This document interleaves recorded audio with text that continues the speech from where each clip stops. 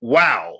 Well, kind of fitting for Ben Roethlisberger to end his regular season career that way. And I do have to emphasize regular season with how things unfolded around the National Football League today, or at least what we know to this point, as Ben Roethlisberger and the Pittsburgh Steelers do somehow pull it off against the Baltimore Ravens as they pick up a victory in overtime on the road. So where Ben started it all, replacing Tommy Maddox, he will end it in the regular season with that overtime win over the rival Baltimore Ravens. Steelers win at 16-13. They have that tie still mixed in, but right now, the 9-8-1 record looking to be good enough with Jacksonville's win over the Colts. Steelers fans, as we're speaking right now, you just need to hope for tonight's game, Raiders, Chargers, not a tie, but more asinine things have occurred, so nothing is 100% as we are speaking to you right now. I'm Mike Asti, of course, and this is your Steelers post-game show here on Pittsburgh Sports Live and Steelers Now. As I said, the Steelers do win it. That was in doubt most of the way, despite the Jaguars game never in doubt, but Pittsburgh does get the dub. And I am joined by KDKA's Josh Taylor to recap this game, I guess, the season maybe, and Ben Roethlisberger's regular season career, and kind of talk what the hell's been going on. To start things off, Josh, first off, I'm happy I can get you on one of these. I know you have a lot of things going on in your world as well, and I like that sign back there, this world, where would this world be without crisis today, or something like that? Oh, it says there will be no crisis today. Okay. My schedule is already full. Okay. I can't take credit. That's not my sign. So okay, your head was in front of it a little bit, so I couldn't fully read it, but I do enjoy that. That kind of fits in with this NFL season, this Steelers season today. Yeah, so, ironically, I can't take credit, but it is a good sign, though. Yeah, that is really, really fitting. What do you just make of this right now? What do you make of the way the Steelers season ended, this Steelers season overall, and how this happened? Because I got to tell you, despite knowing what's gone on in recent years, I didn't think the Colts would lose the Jaguars like they did. They basically didn't show up. They can't play football in Jacksonville, apparently. And it still appeared like the Steelers were going to lose this game, despite everything we know about the Ravens' pass defense and all of that as well. This was, I mean, honestly, today is like a microcosm of the entire season, isn't it? It's been this entire season. It's been one of those things where you're like, okay, it's going to go this way.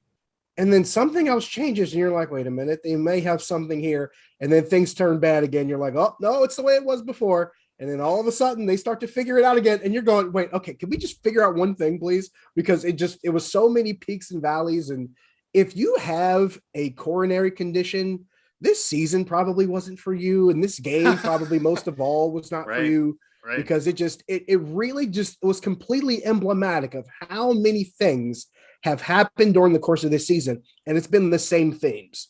You know, just how much does Ben have left in the tank? Can the defense step up when they need them to? Who's going to make plays in the passing game? Can the offensive line hold up just enough for Ben to make a play here and there? You know, can the rookies like Najee and Pat Freiermuth make enough plays to keep the offense moving? All those things started to turn themselves around again. Just how good is TJ Watt? That was another thing that came into play today. He ties Michael Strahan's sack record. But yes. Ties it. The leadership of Cam Hayward. Just everything you can think about. You know, Minkah Fitzpatrick and how he's been able to make play after play in the absolute necessary time when they need him to. It's just all these different things seem to just pop up. Over the course of the season, they popped up, but now they all came and ended up in the same popcorn bowl in one game. It's been really crazy to see all this stuff happen in real time. And now you see this one game happen where all those issues, even the offense and their difficulty scoring touchdowns, that issue is sprinkled in there. Right. All of it just kind of gets shaken up in one big bag and dumped down into the bowl. Yeah, as a wise man once said, and really is still saying, get your popcorn ready. And that is always the case when it comes to the NFL. That is always the case when it comes to the Pittsburgh Steelers. And even though this was a less asinine NFL week than last week, just because of Antonio Brown not a part of this week. By default. It's a little less asinine when he's not there. But still some asinine parts, of course, with the Jaguars winning and how this Steelers season unfolded, how this game unfolded. The Steelers do win it 16-13. They get the win over the Ravens in overtime. That hit at the end there by Minkah basically saved the season as well, because Justin he's making that kick. If they're in that positioning, anything under 50, you got to figure Justin Tucker is going to drill it. You mentioned, though, TJ Watt tying Michael Strahan. He does tie Michael Strahan. We'd be remiss if we didn't talk about this. There's a little controversy around it because many people thought he actually tied it 2 sacks earlier, which then, of course, would have gave him the record at that point with that sack. He finishes this game without breaking the record, only tying it, which was underrated, swept under the rug because we're all just talking about the weirdness of this game, the Jags winning and then the final here. But he ends up tying the record. He does do it with one more game in the season, even though he played less games. So that debate's gone, but he doesn't actually break the record. Just for you, how historic was this season overall for TJ Watt, and how great is TJ Watt? We know the career numbers. We know the numbers overall with sacks, but you're an historian of the game just like myself. Paint the picture for TJ Watt this season and then just overall to this point in his career. I think the season confirms what a few of us have known for some time now. And by a few of us, I mean those of us in this particular parish and maybe some around the league that have watched TJ Watt during the balance of his career. But I think this season's confirmation for us. And like you pointed out, he did this 22 and a half sacks in 14 games. And it seems like every time TJ Watt raises the bar that he needs to clear to be considered a defensive player of the year to raise itself. So you would like to think in all likelihood, in all probability, that maybe the bar has finally been set where he's gotten to the point where he says, look, this is what I've done now. Only one other guy's done this. Just give me the award already. You wonder what it's going to take. Is that going to be enough in some people's minds to say, okay, he tied an award that he did in only 14 games. Yeah. Give him the damn thing. And we know he wants it. He's been very open that he wants the Defensive Player of the Year award. He wanted it last year. He was disappointed that he didn't win. His brother is just as open as him and incredibly vocal these games. So it's not like one of those athletes that, oh, yeah, I'm just playing and I'm so great. And if I land on records, cool, they're meant to be broken. Yeah, not to say TJ's not humble, but he has been very outward and clear that he wanted to break this. He wanted the record. He wanted a Defensive Player of the Year award. I'd imagine that has to be enough to give it to him, especially if they land in the playoffs, because you could argue that was the bump for Aaron Donald last year over TJ Watt. You'd figure that would be enough. And honestly, I think people, try to lessen TJ's impact with the worst measurements that I could possibly think of. But, if you want to make it really, really simple, the games this team has won, TJ Watt played in all of them, and he performed well in all of them. Right. That is undeniable. Every game this team has won this season, TJ Watt played. He played well. The defense held the other team under 20 points, and they won. All those things happened. You cannot deny that. You can't refute it. You can't argue it. All those things were necessary for this team to win 9 games this season. That's one of those things where if you're trying to find, holes to poke in the TJ Watt argument, this is the argument right here. When he plays and he performs, they win, period. Going all the way back to week 1 in Buffalo, all the way to week 18 in Baltimore. When he has been healthy and he has performed and done it at the level that he has risen to, which, by the way, it's a really crazy level to rise to at this point. Yeah, but I mean, to rise to that level, pace, right? Yeah, he is creating a Hall of Fame resume in only 5 years, and that alone is insane. So for him to play at that level in limited time, dealing with an injury earlier in the season and another one late in the season, remember he's playing with cracked ribs. He's doing all these things here at this level. I don't know what else he has to do. I really don't. No, I mean, he got hurt in this game. I mean, for a while, took a knee to the groin in this game. Got hurt in the worst possible way you don't want to be hurt on national television, I might add. Right. But that happened to him too. So it just, all of it just kind of stacks up. And there are people that continue to have arguments against TJ Watt. And I'm looking at them going, how could you see this? Yeah. Literally in front of your face and deny it for what it is? I remember so many people asking me, should they have paid TJ Watt? I'm like, yeah, they should have. And he's proven it to you. Yeah. And he not only did he confirm the Defensive Player of the Year award, he has confirmed the Steelers' investment in him. And he's done it already with massive dividends in just one season. If you're still questioning this, maybe football's not your thing. Go watch something else. Right. And I think also one thing's clear, regardless of what they do at the quarterback position, regardless of that, which is an entire debate that we're never going to have the answers to right now, TJ Watt's the face of your franchise. They paid. He's deserving of the money they had to pay. He's basically the quarterback of the team despite not playing quarterback. He pretty much is your leader. He's who we're probably going to go to number one to try to answer some questions after games from now on. Maybe Cam Hayward as well, depending on the QB. I mean, Cam Hayward as well, of course. He always makes plays. But TJ Watt is that leadership guy. He is a humble guy, does it all the right way, has all these numbers now, is on a Hall of Fame pace. And it's no shade to Aaron Donald, who could win the award every year. You could rename it after him, and it is open for a name. But TJ, it does feel like that this year will finally be that for him.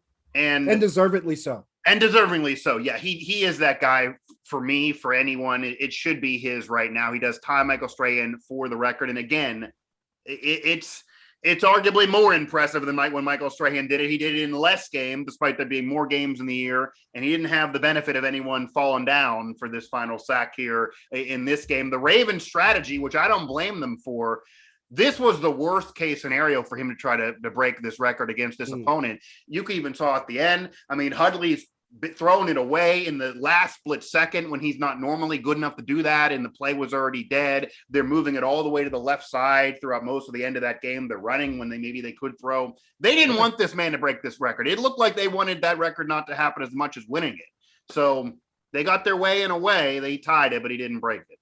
I mean, it kind of goes hand in glove because your primary thought, if you're an opposing offense or you're facing the Steelers, should be to avoid TJ Watt at all costs anyway. That should be your primary objective. Do not let number 90 in your backfield, whether it is against the run game or the pass game, because he will make a play that will blow everything up. So that's the one thing you need to avoid. But yeah, it seemed like there was an extra emphasis on making sure TJ it did seem not a guy that make plays. Yeah. But I'll put something else out here too, and this is something that's worth bringing up. Yeah, that penalty on Cam Hayward for was unnecessary roughness. If that penalty does not get called, you can make the argument him and TJ might have shared half the sack there, and maybe he edges him out. There will always be a theory as to how TJ fell short and what went wrong, because you can talk about the play in the first quarter, you can talk about the penalty against Cam. In my estimation, I don't know what Cam is supposed to do there. He's literally standing in the path of a runner and trying to figure out what he's supposed to do. Right. I can't figure out what his job is supposed to be in that particular moment. But yeah, we can sit here for the next 20 years and come up with reasons as to why TJ Watt got screwed. And we can make a good list of arguments. You can. And Josh Taylor here with KDKA, our Steelers postgame show. Steelers do win it. Right now, it appears to be a postseason berth for Pittsburgh as Jacksonville takes care of business over the Colts. And it really is taking care of business because they basically own them in Jacksonville somehow here on PSL. We do have somebody in the chat here, classic Steelers, close game against the Ravens. It kind of was that, and I threw that tweet up. It was a fitting end to Ben Roethlisberger's career, if that is the case, certainly in the regular season, over the team he started it against, the greatest rival, a fitting. I'm sure Tomlin is saying this to our colleagues as we're doing this show. The typical Steelers Ravens football, and we got to win. That's the case. I mean, it really was. It was kind of a boring, awful game to watch. I can't say it's the most entertaining game I've seen, but it was that Steelers-Ravens smash mouth game. I'm sure that they didn't go into it thinking this wasn't a possibility. And yeah, it ends up being a game that TJ doesn't get the record. He ties it. They do get the win though, which was the most important thing. Ben able to cap it off with that game winning drive, and Boswell's leg does it. No, to that point, it's emblematic of what this rivalry has been for a long time now. And I mean, some people are like, oh, it's so cliche. No, this is what a rivalry is. This is what you want a rivalry to be. Yeah. I hear so much talk about. You could argue best in the NFL. Rivalry. Yeah. I'd say best in the NFL. I'd say one of the best in professional sports, because you hear so much talk about what a rivalry really is. Because I hear Yankees Red Sox so much, and I hear Michigan Ohio State so much, and I hear Duke Carolina so much. And of the three, there's only one where it literally goes back and forth, and that's Duke Carolina. Right. The other one where it goes back and forth is Steelers and Ravens. Not only does it go back and forth, but it has the physicality of a rivalry. And it means something every game. It means something to both sides. It means something to both coaches. It means something to both teams of players. It means something to both fan bases. But at the same time, this may be my favorite part. The games being close, and when it's all said and done, there is a very strong mutual respect between both sides. There is a hatred there. But it is a respectful hatred on the sidelines, like before the game and after the game. We don't like dealing with those guys. We hate those guys, but they step on the lines. They knock each other's heads off. And afterwards, it's shaking hands. Hey, good game. Much respect there. I love the fact that Ravens players took to the opportunity to give their shout outs to Ben Roethlisberger. Yeah. I thought that was incredibly classy. I've always been a bigger fan of this rivalry. Don't get me wrong. I want to see Steelers and Browns come back to what it used to be some decades ago. But for all intents and purposes, they kind of took the rivalry with them when they left Cleveland. They just kept I mean, I actually saw this from somebody as a tweet as well. The Steelers-Ravens rivalry is and has been what Browns fans think and want the Steelers-Browns rivalry to be. And that's just the reality of the case. It might, you could argue who the Browns fans hate more. Maybe they have shifted from Baltimore to hating the Steelers more in recent years, but it doesn't matter. The Steelers' main rival over Ben's career, even still now in terms of impactful games, is Steelers-Ravens. And not only does it have Hall of Fame players, impactful players, continuity as the head coaches, and then they both have won championships in the last decade plus. Yes. You just have a real equality in terms of success and in terms of these games matter. And there's respect there. You heard what Ray Lewis said before the game. Terrell Suggs said before the game. These are probably the two most hated Ravens for Steeler fans. They threw the love to Ben prior to this one. For all intents and purposes, I'm glad you bring up these two guys because I say this a lot when it comes to guys on that side. Yeah. There are guys that are Ravens, and I'm like, you know what? If that guy was a Steeler, he'd be my favorite player. Oh, yeah, for sure. If Lewis was a Steeler, he'd be one of my favorites. If Ed Reed was a Steeler, he'd be one of my favorites.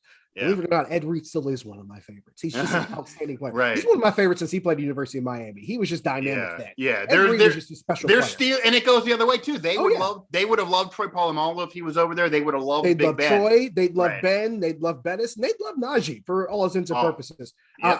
I'll kind of cap this off on my own personal side of this. I have an older sister. She's for years, ever since the Browns moved to Baltimore. She's been calling them the old Browns since the moment they showed them in Baltimore.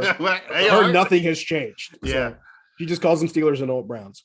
Okay. Well, factually, that is kind of the case. Art Modell won that title with the Ravens, not with the Browns. And my big sister's very seldom wrong. I don't always say that publicly, but Well, she's right there, and I'm sure she's been right many other times. Josh Taylor here, representing the family here from KDKA here on our Steelers post-game show. Back to the chat.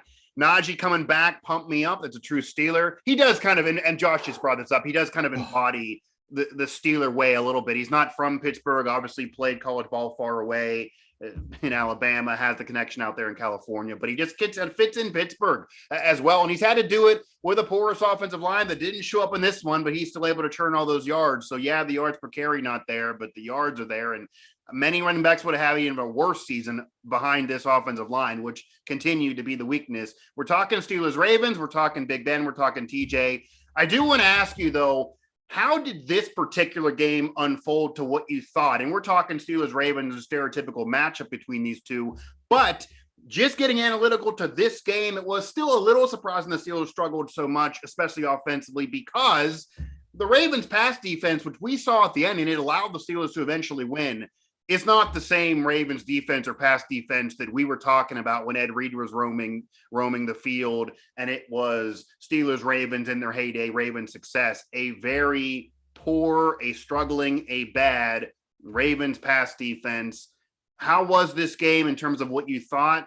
And how was it a game the Steelers struggled so much in when you understand the Ravens pass defense is just flat out bad, but the Steelers still couldn't do much against it? This is something that's been happening all season long. And I've had to remind people here and there. I'm like, it's not always about what the numbers tell you. Sometimes it's about what the matchup looks like. And we hear, you've heard this plenty of times during the course of the years here. Styles make fights. And the Ravens defense, that front seven, or the front six, if you want to call it, depending on what sub package they're in. They were going to make it complicated from the Steelers from the door because it's a very strong physical group and they can do a lot of things really well. You look at what the pass defense looks like, and I think a lot of that is because that secondary has just been so depleted with injuries, and it's been an issue for them so much throughout the course of the season. That contributes to it. But here's the thing. If you can get just enough protection against that team and get the ball out, there's a chance to have success against them. And we saw what the Steelers did when they had success throwing the football in this game. It's because Ben got just enough time and got the ball to find one guy open enough to get the ball to him. And that's really what it's been. But if you can't hold those guys back, They are going to give you problems. When you got a guy like Justin Houston, we're talking about TJ Watt with the sack record. Remember how close Justin Houston got to it? Yeah. You can't ignore that guy. So when you have that guy coming off the edge, plus some really dynamic players like Patrick Queen, this is a front that's been, and I remember people had questions about this Baltimore front coming into this season. The problem with the defense was not with the front, as it turns out. Those guys actually played pretty well throughout the course of the season. Maybe not to a standard that they would have expected, but I think better than a lot of people might have anticipated. That was really the thing for me. How well would they be able, the Steelers, I mean, to run the football with this front for Baltimore, knowing that these guys are so physical, they're so tenacious, and they can make plays if given the opportunity to. So I knew that might be a hard thing.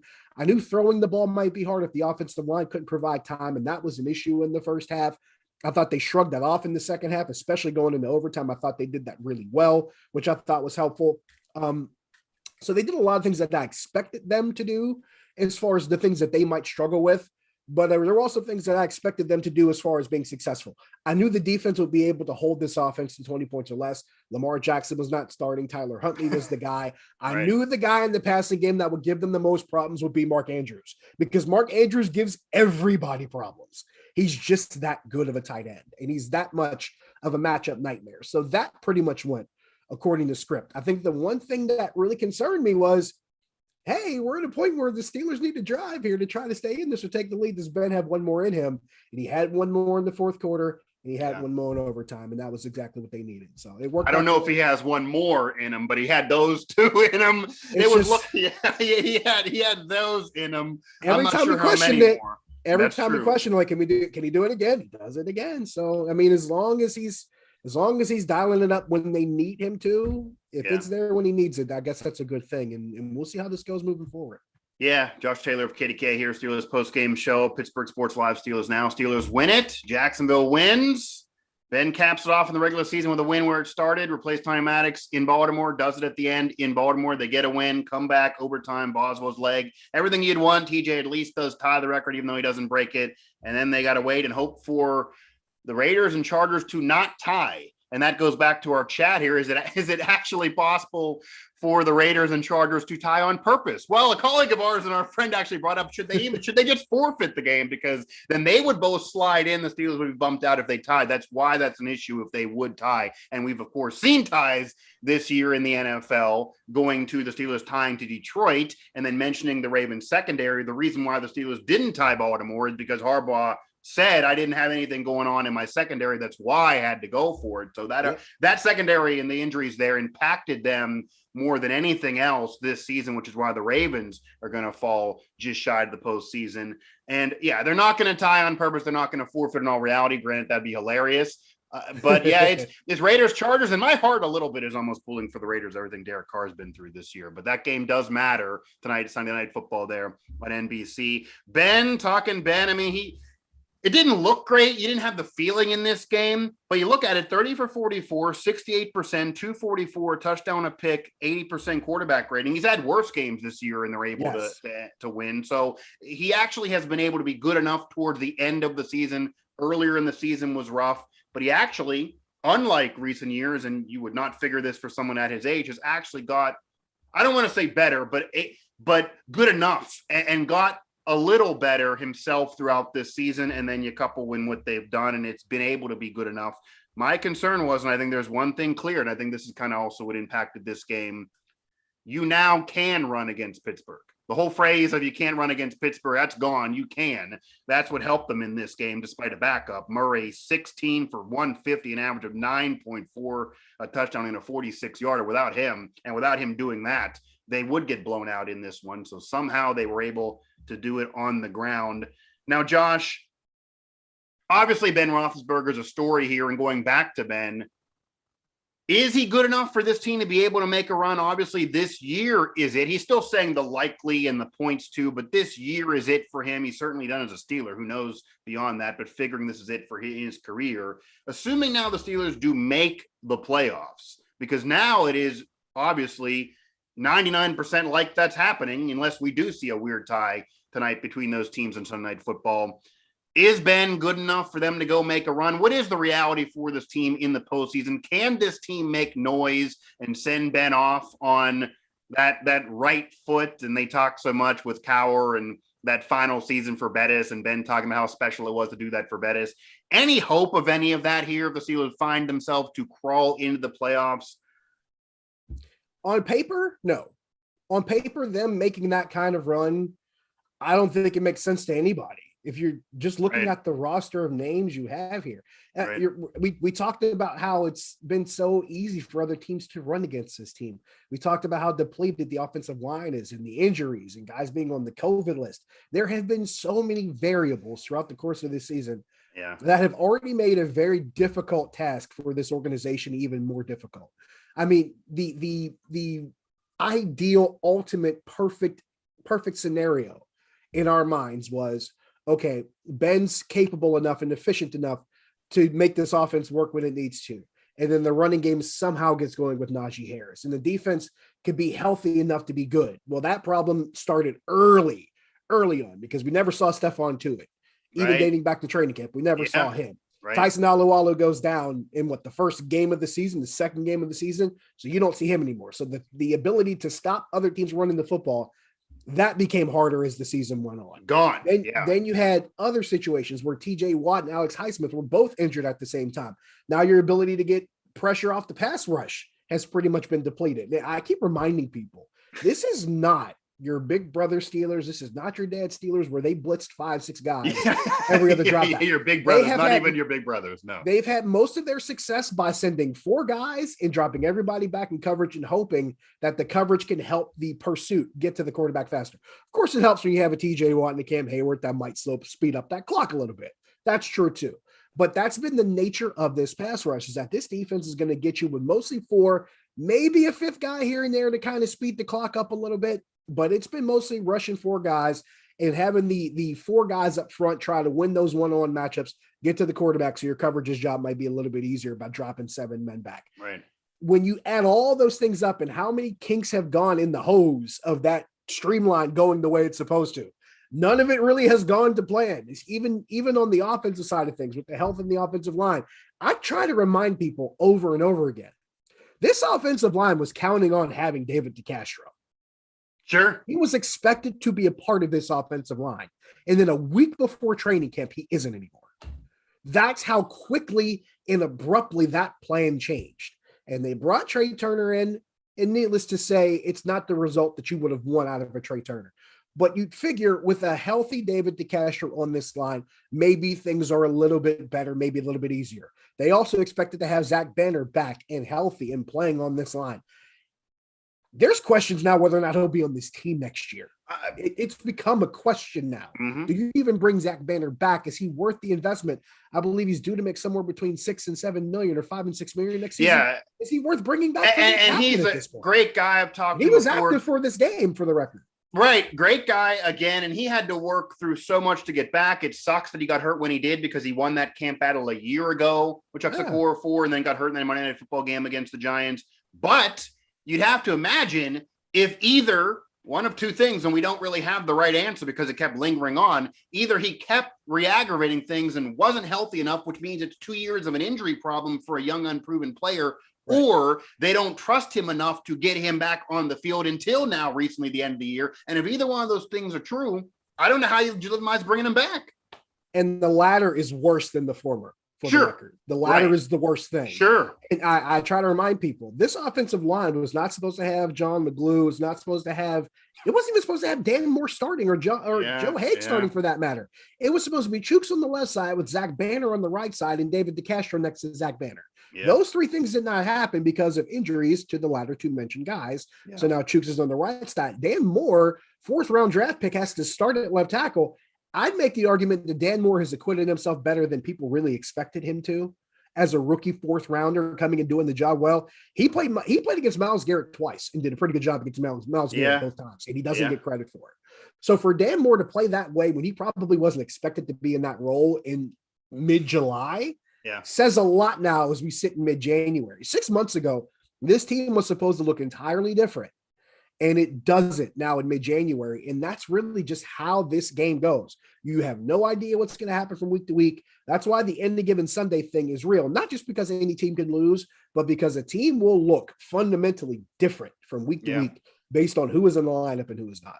Any given Sunday, Saturday, Thursday, Monday, or randomly a Wednesday like last year. Or Wednesday. Very, never Tuesday. Very, very true, and even more so true during a global pandemic.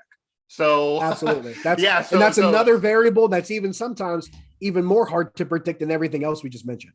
Yeah, and that's something that almost there's so much going on that ends up getting underrated, but it's still going to be another one of those years where a team that stays the safest from COVID probably will end up winning a championship. It happened for the Bucs. They're able to do it last year, this year, including the other end that's underrated, the whole Antonio Brown mess of potentially inviting somebody who then eventually contracted COVID to his room and breaking COVID protocol. That's all that could affect the Bucs next year or next month, next week. So all of that is part of this season and who ends up getting crowned a champion. And yeah, it has absolutely, COVID has affected the Steelers to say the least this year, but it also has affected a lot of other teams. And the other end of what you're saying about the O-line, Kendrick Green hasn't been good this year, got benched last week, but you go to what people should expect and being fair. Unfortunately, a lot of people aren't predicting things or expecting things fairly. He is a rookie. What are you going to really expect? He wasn't good this year, though. And if you had Pouncey this year, you knew he was retiring at the end of the playoff game last year. Right. But if you had him this year, still only an 11-year career, you figure you get more than 11 years from a perennial Pro Bowler. If you had him this year, that would have been a much bigger deal. And Ben even having veterans, people he didn't have to – even honestly, Alejandro Villanueva is not good by any means. But even losing him was a little bit of a hit just for the fact that they had to go in a meeting and teach guys a playbook that some of the guys that were there last year, even though they weren't playing well, would have already knew. They had a whole nother week of a meeting they didn't need to have last year. Those things are big deals to a team and to an offensive line that is an important facet of any good team. Yeah, cohesion's always a big deal when it comes to your offensive line. And the one thing that helps cohesion is continuity, familiarity. If these guys know each other and they have, some kind of chemistry together, it's going to affect how well they perform as a unit. You didn't have that going into this season because 4 of these faces in this unit were new faces.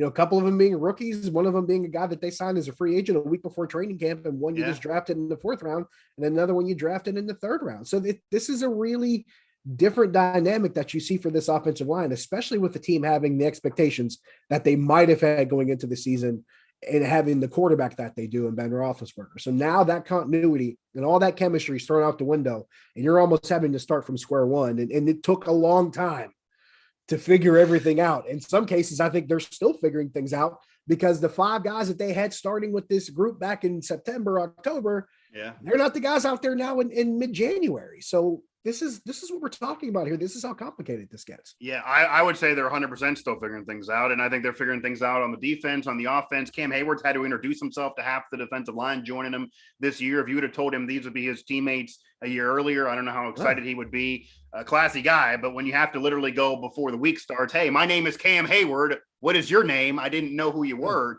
2 days earlier. It's going to make it hard. Yeah, chemistry has been an issue. Add something else onto this too. Cam Hayward had to play out of position. He had to play nose tackle. Yeah, Cam's never played nose, and I'm ends a guy that makes Pro Bowl year. Ends up with a Pro Bowl year. And you're talking about the guy who drops the customary Cam Hayward y'all tweet every week. Yeah. I'm the guy that always jokes about just make the whole defense out of Cam. Well, they really tried to do that. They tried to move him into a position was like, okay, we got to put Cam in the middle here and see what happens. They were really out of options. That's how bad things got with the depth on this defensive line. I will say this much, though. They have found a couple guys that I think could stick around in the long term. And I mean, talking about throwing it against the wall and seeing what sticks. Montravius Adams, Isaiah Loudermilk. These are guys I hope to see. I like Loudermilk. Loudermilk's under contract, so we're probably going to see him next year. Right. Montravius Adams, he's a guy I hope to see next season because I think he fits of a lot of what this defensive line does. They are very high motor. They're very high energy. They chase down plays. They do not give up that effort. A lot of that is reflective of the guy who leads this group in Cam Hayward. And Mike, you've seen this. You've been at practice enough as much as I have. As soon as that horn starts, when the defensive guys are lined up, whether it's defensive line or defense as a whole, the first voice you hear is Cam Hayward's. Oh, you hear his voice the entire time. He is getting after guys. He's got energy. He's trying to get after guys to do it. And that just continues to be the same thing over and over again. And that effect has definitely permeated down through the depth chart and defensive line. So, because you see those guys like Loudermilk, like Adams, like Henry Mondeau giving that same effort that Cam gives on every snap, and that shows over time. Cam Hayward, just as much as Ben Roethlisberger, always was a leader, just his personality and his mentality and his level of play on the defensive end. He has become a leader for the whole team. You even saw him at the end after Deontay caught that ball. Cam, not Ben, went over to him and said, no 15-yard penalty. Just take it. Just be cool. He's on the defense and he's leading Deontay Johnson, a receiver. So imagine if they didn't pay Cam. That was a whole debate 2 years ago. Are you going to pay Cam? He's getting older. If they didn't pay Cam then, and I get he's getting older, he is on the back end. I get all of that. They would have been in trouble this year. This wouldn't have been a playoff season. His Pro Bowl year is underrated because of TJ, but at his age, having to go out of position, Cam might be the most underrated player in the league the last 10 years based on where they keep ranking him with these NFL ranks before every year. Mike, there are people out there that still consider Cam Hayward to be overrated. And I'm looking at them going, did you just start watching football yesterday? Right. That man's leadership qualities have been there for years. It's just people didn't always see them. But when his level of play got raised and his profile got raised and his, his eventual, ability to start speaking up more and becoming vocal because he became the elder. That did happen more in the last few years, right? It's happened in more in the last 4 seasons. I don't think any of this is a coincidence. Cam Hayward's growth as a leader has been in the last 4 years. His play is evolved in the last 4 years. He's become more vocal, but outside of all that, he has brought the same attitude to work every day. He's brought the same ethos. He has never been a guy that says, you know what, I got to go out and do this. It's always been, we've got to do this. We've got to be better. And it starts with me. He's always been that way. He's been that way since day one. And his leadership has been vocal in practice, at games. And people are just starting to see what some of us who are around the team more frequently see more often. You're just starting to see that spill now into what happens on the field because now he's more in that position to do so. He's been a captain for so long now. I think we're seeing more of what Cam Hayward, I should say people are seeing publicly more of what Cam Hayward has always been. And a lot of us have known for him to be internally for so long. And bear in mind, this is 10, 11 seasons for him. He was the first round pick in 2011. This guy's been around for a while. And I make this case often. Cam Hayward was a rookie or a second-year player when the last guys from that defense from the early 2000s, when those guys were starting to leave this team, Cam Hayward was the guy that came in on the back end of that group. So he had that old school introduction into what this organization was. And he's represented that in every facet of his career, how he plays, his attitude, how he looks at the team and how he leads. And most importantly, how he conducts himself off the field. He personifies that in every way. I've always been the type where working in this business, they tell you not to root for teams, right? Yeah, it's hard not to root for Cam. And it's hard to do when it's a team that you've grown up watching. But I've learned that you have to set that aside. Yeah, you got to. I've had to do it. Yeah. But I still root for certain guys. I might root for certain players. I might root for certain guys that I think have great character. I might root for guys that I think are a great story. Cam Hayward's been the guy that I've looked at the most. People ask me all the time, who's your favorite Steeler? I'm like, Cam Hayward. It's always been Cam since he's shown up here. He's also how he's conducted himself. He's also the one player that whether you have a new school attitude, an old school attitude or whatever, he is that one player that everyone seemingly loves, that everyone seemingly respects. And I did actually say this to a colleague last week. It kind of does suck a little bit and it makes me feel bad for him that he has to deal with the uncertainty around the future of this team because he's never going to be someone to ask for a trade. He's under contract. He is a veteran. He is on maybe the last leg. It's hard to predict he's going to be able to land on a championship team based on what's going on, but maybe he'll be like Ben where it's bummer to bummer Steeler and maybe he'll be appreciated for that. And he did come maybe he did come in almost the wrong time. If he was a few years older, he would have been with a group I think he would have been really enjoyed being with and been a part of a great defense. Instead, he had to deal with becoming a leader, dealing with looking at Antonio Brown, Le'Veon Bell, tons of drama. But he did emerge as a leader through all of that. So it helped his individual stature as well. And there's nothing not to like about Cam Hayward. If you have a problem with Cam, there's something wrong with you. Honestly. If you're complaining about Cam Hayward, you're looking for something to complain about. And people do that, but yeah, if you get a problem with Cam Hayward, the problem is you. It just really, really is. See if anything else is going on here in the chat. Josh Taylor, I'm loving this conversation here on Pittsburgh Sports Live. Steelers now. Steelers win this one 16-13. It looks like a postseason berth for the Steelers team this year, which was in doubt a lot of this season here. Their prospects in that postseason will certainly depend on matchups, depending on if they can stop teams from running against them. and it will be a tough road to do it all on the road again. And it just, that's unlikely, but getting in certainly is better than not getting in. They already got that winning season, and now we will see. Josh, as we round things out here, just anything else on either this game or this season? They do win this game. They do it off the leg of Boswell in OT. It was not pretty at all. And certainly they laid some eggs this year that put them in this situation. Again, that tie to Detroit, getting so far behind against the Chargers, what happened against Minnesota. Some of these games this year, you see the Bengals finally emerge, and I thought they were a year away, but with Joe Burrow, it appears the time is now.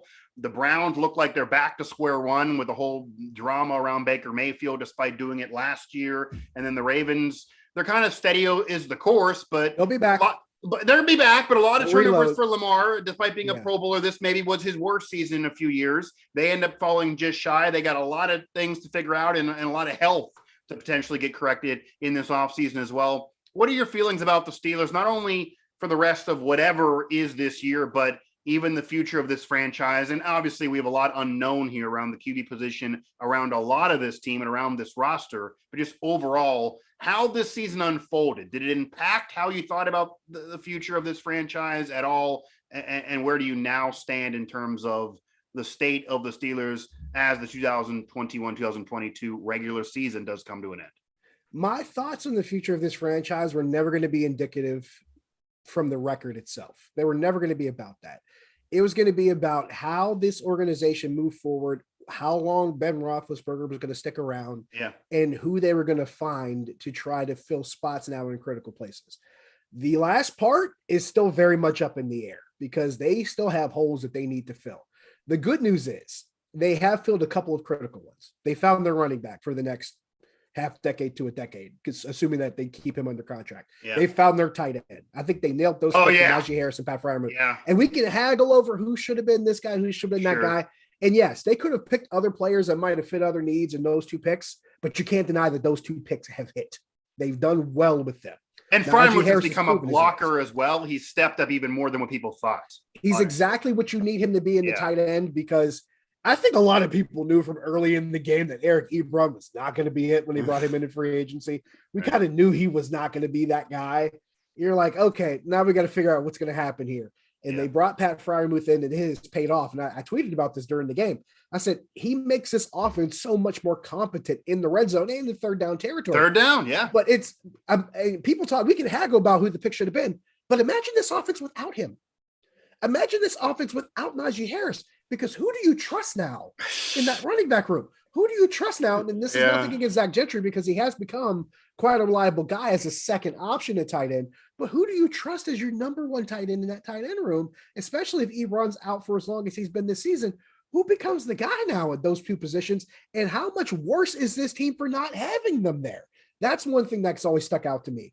I've always felt like there was going to be a change of philosophy with this organization. And you saw another one of those signs come to fruition when we found out Keith Butler was going to be on the COVID-19 list and Terrell Austin was going to have a lot more responsibility. I've had the theory for a couple of years now that you don't bring a guy like Terrell Austin in to just be a position coach. You bring him in to eventually lead your defense. Because Keith Butler's been there a while, and he's been on some hot seat, and he keeps been able to turn that volume down out of nowhere somehow. And I'd make the argument that this transition that I think is coming probably should have happened a year ago. I've had that theory for a while. I had the feeling going into the offseason, there's a bunch of guys I can probably talk to that can verify this theory. I thought they were going to replace both coordinators last year. I thought it was going to be Matt Canada and Terrell Austin. I think it could still move in that direction as far as Terrell Austin's end of it, because we can say what we want about their ability to not stop the run and how well Baltimore ran the football. They still held the Ravens to 13 points, and it was 10 points for the first 58 and a half minutes of the game. I don't know many coaches you're going to tell, coach, you're going to hold your other team to 13 points and win. They're going to take that deal sight unseen. 13 points a game is a leading defense in the league by a country mile. In today's NFL, In today's NFL, if you can hold a team to 13 points, you've done your job quite well. You can give me all the yards that you want to. You hold a team to 13 points, you've done a pretty good job. So I think that transition is still coming. Now that we know the situation, at least we're generally led to believe what the situation is at the quarterback position. That's going to be the next thing that's changing. What's going to happen up front? Can they figure things out in the offensive and defensive lines? Can they get that squared away? If those two things don't happen, the rest of this transition we're talking about is going to be that much harder. Yeah. And also, you kind of throw this whole nother wild card into it. Is Kevin Colbert going to be here after the draft? That's another wrinkle that gets the reports happened. Changes. Yeah, the reports before this game is that Kevin Colbert's going to retire after the draft this year, so he will stay through the draft. And I did say this too at the time. I've heard from a very close source, Kevin Colbert. I'm sure you've heard this too, that he was going to retire years ago. I'm almost surprised we got to this point. He then turned down the Detroit offer a year ago. I wouldn't be shocked if he sits home, hangs out with his grandkids for a year or two, and then gets some other opportunity in the NFL and comes back at a challenge. It's not like he's 75 years old, but he's in his 60s. I mean, there's something to be said about that. Yeah, but he's retiring. Maybe he'll come back. Maybe he won't. But it does appear that era with him at the Steelers, that is over. In early 60s is different than mid 70s. But yeah, he's done. To your point, and he's been change. Year to year in his contract for the last 3-4 years. Yeah, and that hasn't been the secret to anybody that's been around this team long enough to know what's what. So we knew eventually that time was coming. Like, you kind of saw the seeds planted. Then you saw other organizations like Carolina, where David Tepper is the owner of the Panthers, where he showed interest in Kevin Colbert. So you saw the seeds planting there that, okay, you knew Kevin Colbert's days might be numbered, kind of like Ben Roethlisberger. You just didn't know. Yeah, and they could go hand in hand too. I kind of thought that, okay, Kevin Colbert's back this year. Once he learned Ben was back, he wants to do with Ben. But I think he's also seen the writing on the wall with Ben. I mean, the Rooney family goes on in the middle of the field and says, "Thank you, Ben." I think that's pretty clear. Ben's crying in press conferences. And from Kevin Colbert's perspective, we have to remind people of this. He's been with this organization 22 years. 20 plus years in an organization in the city that he grew up in, no less. Remember, Kevin Colbert, North Catholic Robert Morris guy. He's as Pittsburgh as it comes. His kids running this were franchise. Born in Michigan, but he was born here, right? He was born in Pittsburgh. I went to North Catholic High School. He went to Robert Morris. This is a guy who's as local a fixture as you could find. Now, granted, yes, his career took him in different places. He was in Detroit before he came here. Right. But he's had the full circle experience of a guy growing up in Pittsburgh, running the franchise in his hometown, that he helped lead to 3 Super Bowls. Dream scenario, like Cowher. Crafton Boy lived a dream. He lived a dream as well. Yeah. It is the storybook. And for an organization that has been so local, and the owners and the family that owns this team have been so local in their roots here, you can't write the script any better. So from Kevin Colbert's perspective, everything that he's done at this point, anything he's doing now is kind of just adding to the resume. He's just he's hit the benchmarks to be considered, a Hall of Fame executive. So that's the thing. I think. What are you proving at this point? And if you're at the point where you're Kevin Colbert and your family's starting to get a little bit older, and you're sitting there going, "Hey, I've done all this stuff in my career, and I've been to those heights. I've done it a couple times. There's really nothing else to do. There's probably a gold jacket waiting on him." He can transition into that next part of his life, and I don't think anybody would argue, because I don't think anybody else can say, "Oh, Kevin Colbert, I don't know too much about his legacy." He's done everything that there needs to be done to say that this guy's a Hall of Fame candidate. And I think it's very legitimate if I'm Kevin Colbert to sit there and say, I have this Hall of Fame resume. And people can pick apart. Not every decision has been great. There certainly are things to pick apart. But they're not going to be. They're not going to be. And when you look at when you look at the overall resume, it's going to be hard to keep him out of Canton. When you look at that overall resume, it will be in terms of an executive. And I'm sure he could sit there and say, I'm this age. I got these grandkids that they're still young, but they're playing around. I want to be able to play with them. And I don't want to deal with the challenge of rebuilding the whole franchise over again, whether it be they're able to draft somebody somehow, whether it be they bring in a veteran, if it's a pie in the sky, or even if it's a lesser veteran or whoever it would be. You got a lot to figure out for this franchise. He doesn't want to do it. And I don't blame him. I'll say this too, because this is something I think a lot of people, I think some people have learned and some haven't really picked up on yet. If we've learned something in the last 2 years, just everything going on around the planet right now, and the way it's affected the way all of us work. Because let's be honest, if it wasn't 2 years ago, you and I might be in the same room right now. Right. But that's not the way things are. Yeah, well, very likely, yes. But the way the landscape is, the way the landscape has changed in the past couple of years, sure. I think everybody has kind of gained some perspective on, hey, wait a minute, maybe this isn't everything it should be. Maybe we're taking a little bit too much of ourselves and putting it into this bucket, or maybe not enough of ourselves and putting it into that bucket. Right. And I'm one of those people, because I can tell you this much: 3 years ago, I was all about, okay, which job am I working today? How many am I working? Where am I going to? And how long am I going to be? Your life has definitely changed you personally, right? And now I'm to the point, it's just okay, I don't mind having to go to work, but am I trying to make my entire life about my job or jobs? Sure. Not so much anymore. You have to be able to step back and say, you know what, you get one crack at this.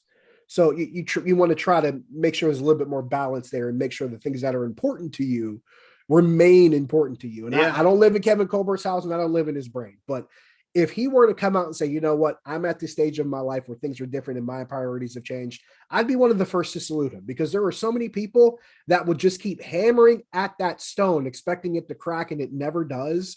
And those people look back with more regret than they do with fond memories. And I think sometimes we got to remind ourselves that life is bigger than the game. And if Kevin Colbert has truly reached that point, then I salute him, because there are some people that would just continue to run themselves into the ground. And he's done enough with his career. He's done enough with his resume to where if he wants to take that leap, he can. Same thing with Ben Roethlisberger. I thought the best part about them honoring him in that last home game was that he walked off with his family, because that is his next phase of his life. Yeah. His kids becoming adults and hopefully becoming Grandpa Ben. Who knows? But now that entire chapter, that entire chapter's in front of him. Like it, and it's going to sound kind of, elitist, but when you become a parent, you start thinking down the road. Oh, I'm sure. Yeah. What's going to happen here? Like, what am I going to be doing when he's, in middle school age? What am I going to be doing when he's in high school? What am I going to be doing when he's old enough to go to college? Like, you think about these things, and it does cause you to kind of reshuffle your priorities or how you're approaching not only your career, but life in general. So if those two men have gotten to the point where they say, you know what, we've done all we could do here. Right. We've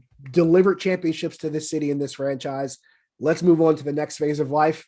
I'll take my hat off to that every time. Yeah, absolutely. And also really you can kind of make the most out of your life and make your decisions. And I've had to come to that as well. Just like yourself, you kind of sit down and eventually be like, I'm happy with my resume, but now priorities may have shifted as well. I got married recently. You've had a kid. I'm trying to plan a family as well. Your things do shift. Like, I got all these press passes. Do I want to go to every single game and never be home, or no? I got to. It only gets harder, Mike. It only gets harder. I'm sure. Yeah. So I've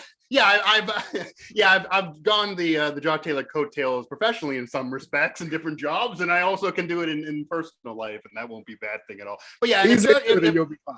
If Kevin Colbert wants to come back in a year, or if he wants to retire and then 2 months, I'm sure Steelers fans would hate this. We get, he's accepted the Lions or Panthers job. That's, hey, do whatever you want to do. Like, hey, I mean, that's open, but hey, do whatever you want to do. I think that's absolutely true. And you got also, certainly he's not without some criticism at times either, but the three ends of this era, Ben, Colbert, and Mike Tomlin, and Mike Tomlin manages a winning season, a playoff berth after everything that we've talked about on this show and others this year. That got to be a tip of the cap to Mike Tomlin as well. And you can say what you want about Mike Tomlin. You can levy every criticism, whether it's fair or unfair. Yeah, and some decision-making and things like that are valid, for sure. And it is valid. Now, there's some that are valid. There are some that I think are just completely out of nowhere. Some are that are not. No sense. Sure. And I'll remind everybody that Google is free.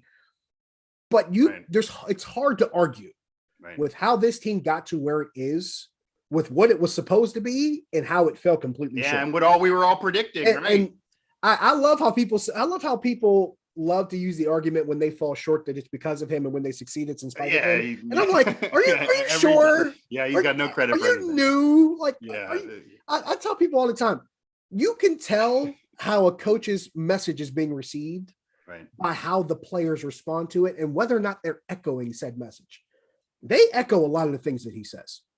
And that's been that way. Yeah, I think it's pretty clear. Even if you say maybe he was too much of a player's coach, he emboldened different things. Although we've seen that same drama happen elsewhere. I think it happens in every franchise. It's happening in Tampa Bay right now. And if nothing else, what you're seeing in Tampa Bay should probably give you a more appreciation for what exactly you're seeing with Mike Tomlin. What you saw in Kansas City with Le'Veon Bell should probably give you a little bit more appreciation for Mike Tomlin. You got to give him credit with for the Raiders with Martavis Bryant. Should probably give you a little bit more appreciation for what you see with Mike Tomlin, because here's the thing that people don't understand. He at least kept it under wraps for years. Right. And I think it was Dave, I think it was Dave Wannstedt who said this years ago. You can lose games, but just don't lose the locker room. They've lost. I don't think Tomlin's ever lost the locker room. They've lost games, they've lost players, but he has never lost the locker room. You can say what you want about how the results look to you. Yeah. But this team being able to get to where they are now, and be in a position to make the playoffs based on what's happening with this team, and so make the playoffs. You can argue it's a weak AFC. I'd listen to that argument because I'd make the same case myself. But you can say what you want. The fact that they're at this point when it could have been given up a long time ago. With all the injuries and the depletions on the defense and the issues on offense, we could have pulled the plug from this team a long time ago, months ago.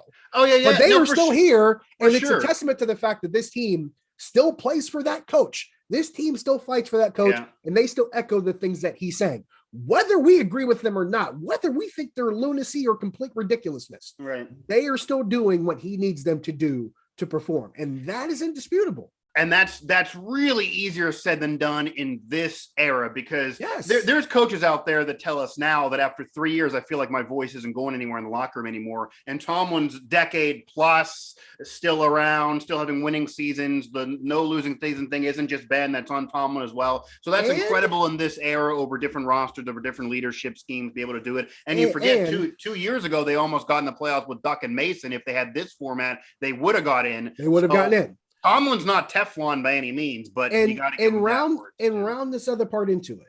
Yeah, you had people outside the organization, coaches, players, executives. They feel the same way about him. There are players that join this organization and they'll say, "I came here because I wanted to play for Mike Tomlin." And Joe Hayden said that. Joe Hayden said that. You've heard rookies that have come into this team. It's like, I get a chance to play for Mike Tomlin. Who says no? Yeah. I think Najee Harris said something to that effect. Like, you have guys that come in, younger players come in wanting to play for this coach because there's clearly an element to how he coaches the team. Once again, I don't care how you feel about the man. There is an element that resonates with players. It may not resonate with fans. It may not resonate with us and our colleagues in the media, Mike.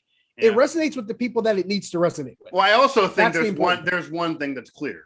And this also somehow creates a hypocrisy because our colleagues in the media vote for this, but it's going to end up being the case. So you may criticize certain mistakes. They're absolutely valid. But you look at the end of the day, from this one era, Kevin Colbert, Ben Roethlisberger, and Mike Tomlin are all going to be in the Hall of Fame. It's hard to say that's an unsuccessful tenure. Yes, it's indisputable. If you're getting that three-headed holy trinity all in the Hall of Fame, because that's what you want when you get that group together for a franchise here. We do have a couple more people here in the chat.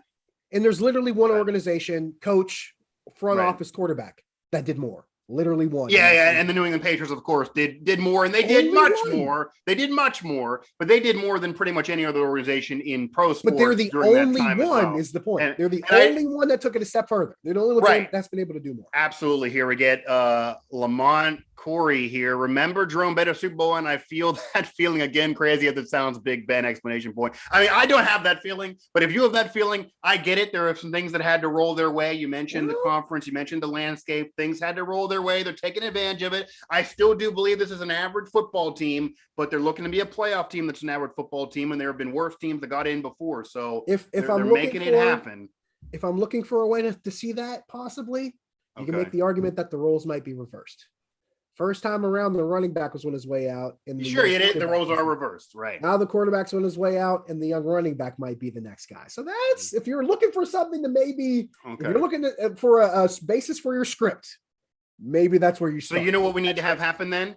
If Ben makes any mistakes in a playoff game, which certainly could happen at his age, Najee needs to go ahead and pick up a out or nowhere tackle and save the day and save the legacy. And I'm just saying stranger things have happened. The pressure is on Najee here. Josh Taylor from KDKA as we close up shop here on Pittsburgh Sports Live and Steelers Now on the Steelers postgame show. They do beat the Ravens. They do win Ben's last regular season game. They do it in overtime. They do a typical Steelers-Ravens football rivalry way. And I'm just going to ask you this last thing here, and this is what everyone's going to be discussing, and I'm sure we'll be talking about it on other shows as well, and we'll be talking about it for months once we get the official announcement from him as well and have that official press conference. Ben Roethlisberger's career and legacy as a Steeler, that's secure, certainly a future Hall of Famer, 60-plus thousand passing yards, 2 rings, 3 Super Bowl appearances, all the wins, the playoff success. What he also meant to the franchise, doing it with one franchise and picking up poor offensive lines to be so elusive and doing it with a myriad of receivers, etc. The numbers are there, the accomplishments are there, the accolades are there. But as we just talked about, there was a franchise that did more than the Steelers. There's some quarterbacks and others in his same era that maybe did more than him. He did play in an era that was riddled with fellow Hall of Famers, that was riddled with the likes of Tom Brady, Peyton Manning, maybe even Aaron Rodgers, who some maybe put above Ben Roethlisberger of the same era. Doesn't mean guys in his own draft class. Maybe, a couple guys in his own draft class are going to be in Canton with him as well. Eli Manning and Philip Rivers are going to get to Canton as well. So 3 in your draft class in terms of Hall of Famers. For you, What is the legacy of Ben Roethlisberger overall as a quarterback, not just for the Steelers, but to the National Football League? And how could you possibly, just quickly here, you don't have to do an all-time ranking list, but how do you rank him all time? Because it is hard to do that. You could argue you can't compare eras. There are going to be tons of numbers out there. There are going to be some that are come after him that are going to have better numbers than him. But in terms of going from Unitas all the way to his contemporaries with Peyton, Tom Brady, what you see now with Ben Roethlisberger, how do you compartmentalize and mentally feel like Ben ranks for you in the annals of NFL history, if you can possibly do it? I'm glad you bring up Johnny U. I'm one of those guys. Johnny U is better than people give him credit for. Oh, for sure. You look at those numbers back then. Yeah. He was the modern quarterback before the modern quarterback was a thing. It connects the dots to today, by the way. His statue's outside the Ravens Stadium. There you go. And honestly, there is still a historical landmark if you're over in Lawrenceville. Sure. You're in Lawrenceville up over by Arsenal Middle School. I guess it's still a middle school at this point, but there's a historical landmark from where Johnny Unitas used to play semi-pro football at that field over there. So there's still some significance here. I mean, he's a guy who has local ties, but yeah, look at his numbers to his contemporaries, even Hall of Famers to that area. It was like what Babe Ruth was doing with everyone else at that point. They were way better. And of course, Ben is dealing with similar numbers to his peers who also are going to be in the Hall of Fame. Some say they're better. Some say they're worse. Where is Ben for you as a Hall of Famer amongst the legends? In the scope of that question, there are guys that I have a hard time putting Ben ahead of. I have a hard time putting him ahead of Brady. I have a hard time putting him ahead of a Joe Montana. It's really hard to do because I still have a hard time sometimes putting him ahead of John Elway, and John Elway was Ben's idol. But he was Ben. People forget of just about how good John Elway was and everything John Elway did in his career and how many Super Bowls Denver actually went to. Yeah, they went to 5. That's a big deal, not just winning the 2. Yeah, they went to a bunch that John Elway fell short, and one of them he ran into the buzzsaw that was Joe Montana, and they literally just pun intended. But they just absolutely blew the doors off Denver in that game in Super Bowl 24. So that sticks out too. Sure. I would probably put him, I'd say maybe he's a top 10 guy, but not top 5. That's and fair. For the career that he's had, that says a lot because there aren't many quarterbacks that have done more individually or have been with teams that have accomplished more collectively. That list is very short of guys that you put ahead of him. And that short list is probably the guys that I kind of keep just that slight edge ahead of him. And even if you want to talk about guys within his own era, I have a hard time putting Ben above Peyton Manning. I can't do it as much as I appreciate what Ben has done in this city. You look at Peyton Manning's career and it's like, it's hard, and especially on a game-to-game, week-in, week-out basis. And what that man was just able to do on a football field and just pretty much take over a game by himself. It's hard to set that aside. It's hard to set a Tom Brady aside and put those guys past him. It's hard to put a Montana or an Elway past what Ben's been able to do. So I will say probably top 10 to 12, not top 5, because there are some guys whose legacies just shine that much brighter. But he is a great all-time quarterback. He is a Hall of Famer.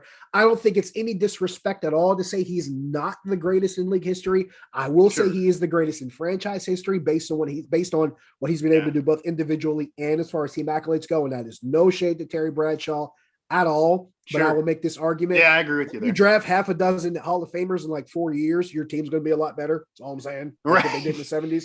They had like 4 Hall of Famers in one rookie class. That's all I'm saying. Right. But when you look at the legacies of these two quarterbacks, is he the greatest Steelers quarterback of all time? He is, in my estimation. And he's also one of the greatest pro quarterbacks of all time. Am I putting him in that room with just 4 or 5 guys? I'm not ready to do that yet, but he is still one of the best that's ever done it. And that should be enough for some people, because there's some cities, some organizations, some fan bases who never found anything close to a guy like that. And they would kill to have a guy like that in their organization. Don't take it as disrespect, people. Disrespect it for what it is. Don't cry because it's over, smile because it happened. You can throw that in there. But I'm not saying you have to take it all personally. Just appreciate what you've had, because there are some teams that would kill to have even something close to what they've gotten out of 18 years. The only quarterback who's played 18 years. Yeah, and that's a special thing too, because you never had a losing season. You get Elway all with the Broncos, Marino all with the Dolphins, but they didn't do it for 18 years in a row. Never a losing season. Yeah, you right. Gotta appreciate that for what it is, because it's that rare. And he did it in, and you also got to give almost more dap that he did it in the midst of an era with Peyton, Brady, and all these other Hall of Famers. You could argue he had more Hall of Fame peers than, say, some of the other guys in the past, certainly against him. And I also think when you're looking at legendary quarterbacks and really Hall of Famers in any position across sports, you got to be in the right situation to unlock that.